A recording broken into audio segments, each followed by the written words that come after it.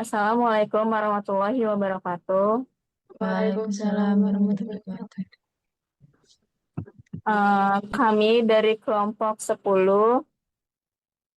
eh, ingin me- ingin mempresentasikan hasil diskusi kami tentang masjid dalam sudut pandang fikih arsitektur.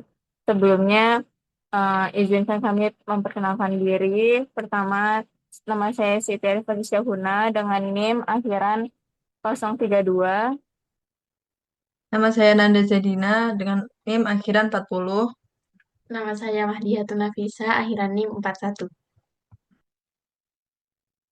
Kemudian, eh, yang pertama, masjid dalam sudut pandang fikih arsitektur. Menjelajahi konsep masjid dalam perspektif fikih arsitektur, membahas aspek-aspek penting seperti definisi masjid, hukum pembangunannya, material yang digunakan, serta aspek-aspek penting lainnya yang berkaitan dengan arsitektur masjid. Kemudian, definisi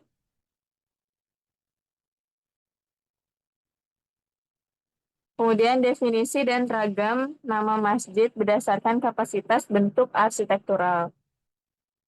Definisi masjid secara definisi masjid yaitu masjid secara sederhana dapat diartikan sebagai tempat ibadah bagi umat Islam. Dalam fikih arsitektur, masjid memiliki definisi yang lebih spesifik yaitu tempat yang memenuhi syarat-syarat tertentu untuk melaksanakan ibadah salat berjamaah.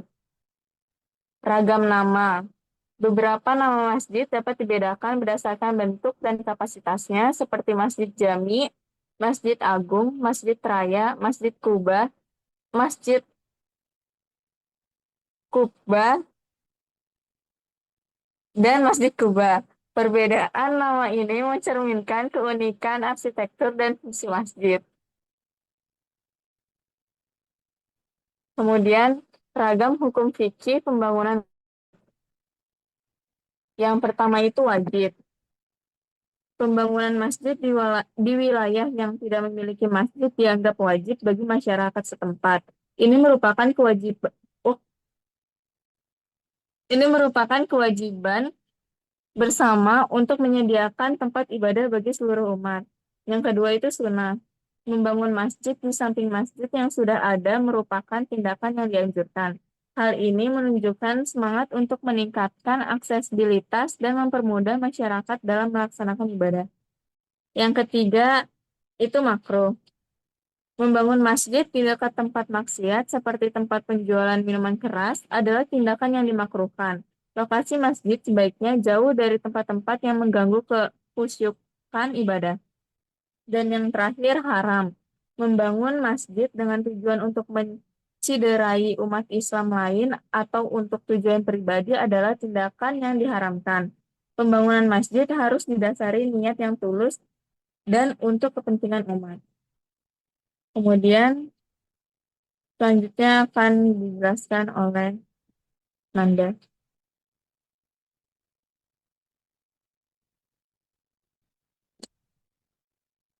Voice. Ragam status tanah dan untuk ragam status tanah untuk pembangunan masjid dan hukum fikihnya. Yaitu yang pertama ada tanah wakaf.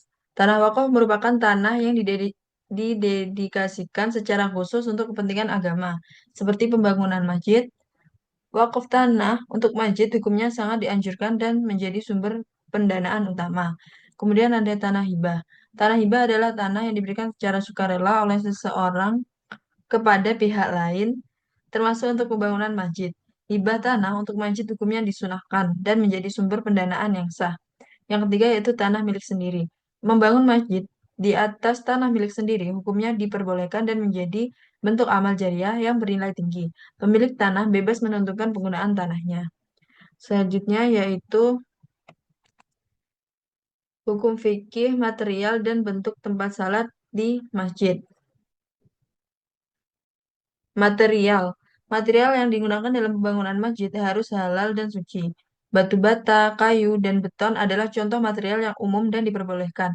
Material yang tidak suci seperti daging hewan yang mati tidak boleh digunakan. Kemudian arah kiblat. Arah kiblat. Tempat salat di masjid harus menghadap kiblat dengan tepat. Menentukan arah kiblat dengan benar merupakan syarat sah salat. Penggunaan kompas dan metode perhitungan astronomi dapat membantu menentukan arah kiblat yang akurat. Yang ketiga yaitu pencahayaan. Masjid harus memiliki pencahayaan yang cukup, baik alami maupun buatan. Cahaya matahari dapat membantu menciptakan suasana yang tenang dan menenangkan selama ibadah. Pencahayaan buatan sebaiknya menggunakan lampu yang tidak menyilaukan. Yang selanjutnya, keamanan dan kenyamanan. Masjid harus aman dan nyaman bagi para jamaah. Lantai yang rata, ruang yang luas, dan ventilasi yang baik merupakan aspek penting untuk menciptakan suasana yang nyaman. Yang selanjutnya ada hukum fikih para pembangun masjid. Hukum fikih para pembangun masjid yang pertama ada niat. Pembangun masjid harus memiliki niat yang tulus untuk beribadah kepada Allah Subhanahu wa taala. Niat yang benar menjadi kunci utama dalam setiap amal, termasuk pembangunan masjid.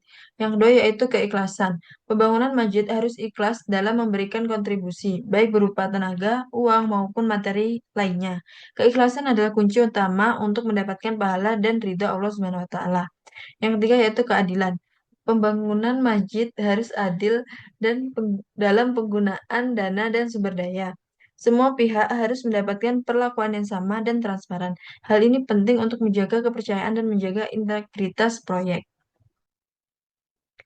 Selanjutnya akan dijelaskan oleh Madiatun. Selanjutnya, yakni hukum menghias masjid. Yang pertama, diperbolehkan. Menghias masjid dengan kaligrafi, lukisan, dan ornamen Islam adalah hal yang diperbolehkan dan dianjurkan atau sunnah. Hiasan ini dapat menambah keindahan dan keharmonisan masjid. Yang kedua, tidak berlebihan. Hiasan masjid harus sesuai dengan kaidah Islam dan tidak berlebihan.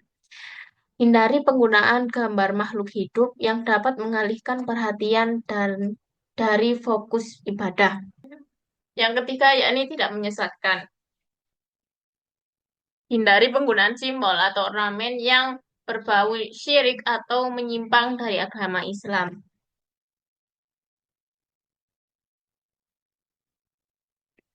Selanjutnya, tujuan dan manfaat memahami fikih arsitektur masjid. Yang pertama yaitu meningkatkan kualitas ibadah. Yang kedua, menciptakan suasana spiritual. Yang ketiga, melestarikan warisan Islam. Yang keempat, menyediakan tempat ibadah yang aman dan nyaman. Yang kelima, membangun masjid yang sesuai dengan syariat. Peran fikih dalam pembangunan masjid berkualitas. Yang pertama yaitu panduan. Fikih arsitektur memberikan panduan yang komprehensif dalam pembangunan masjid. Panduan ini meliputi aspek desain, material, tata letak, dan berbagai aspek lainnya. Yang kedua, kriteria. Fikih arsitektur menetapkan kriteria tertentu untuk membangun masjid yang berkualitas. Kriteria ini bertujuan untuk memastikan bahwa masjid memenuhi standar Islam dan berfungsi dengan baik. Yang ketiga, yaitu keberkahan. Masjid yang dibangun dengan mengikuti fikih arsitektur diharapkan mendapat keberkahan dari Allah Subhanahu wa taala. Hal ini karena pembangunan masjid dilakukan dengan niat yang suci dan sesuai dengan ajaran Islam.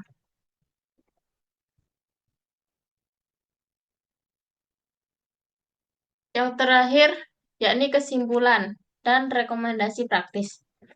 Yang pertama, fikih arsitektur itu penting. Memahami fikih arsitektur masjid merupakan hal yang penting bagi setiap umat Islam, terutama bagi para pembangun dan pengelola masjid. Yang kedua, menjadi referensi. Fikih arsitektur dapat menjadi referensi yang komprehensif dalam membangun masjid yang berkualitas, aman, dan nyaman bagi seluruh jamaah. Yang ketiga, konsultasi ahli. Jika Anda ingin membangun masjid, sebaiknya konsultasi dengan ahli fikih arsitektur untuk memastikan bahwa masjid yang dibangun sesuai dengan syariat dan syarat-syarat. Baik, sekian presentasi yang dapat kami sampaikan. Apabila ada salah, kami mohon maaf yang sebesar-besarnya. Wassalamualaikum Assalamualaikum warahmatullahi warahmatullahi wabarakatuh. wabarakatuh.